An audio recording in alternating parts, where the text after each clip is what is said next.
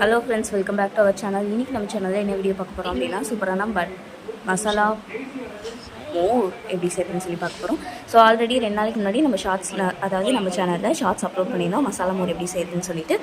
அதில் வந்து பாண்டியன்கிற பிரதர் வந்து சொல்லியிருந்தாரு, இந்த மாதிரி நீங்கள் மாங்காவும் காராபுந்தியும் போடுங்க, டேஸ்ட் நல்லாயிருக்கும் டாப்பிங்ஸாக அப்படின்னு சொல்லியிருந்தாரு. அதனால் இன்றைக்கி நான் வந்து என்ன பண்ணியிருக்கேன் அப்படின்னா, பச்சை மிளகாய், இஞ்சி, கொஞ்சமாக கட் பண்ண மாங்காய், அதுக்கப்புறமா தேவையான அளவு உப்பு, ஒரு கரண்டி தயிர் போட்டு மிக்சியில் நல்லா அரைச்சிட்டேன். கொத்தமல்லி கொஞ்சம் போட்டேன், நல்லா கழுவிட்டு.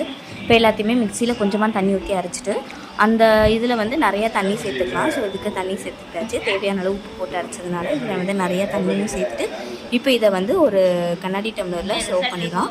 இந்த மாதிரி ஒரு கண்ணாடி டம்ளர் எடுத்துகிட்டு, இந்த டம்ளரில் வந்து நம்ம இதை வந்து அப்படியே ஊற்றிக்க போகிறோம். அவ்வளோதான், சிம்பிள் ரெசிபி தான். நாங்களும் டேஸ்ட் எப்படி இருக்குன்னு சொல்லிட்டு ஒரு ஆர்வத்தோடு செஞ்சிட்ருந்தேன். ஏன்னா இதுக்கு முன்னாடி நான் வந்து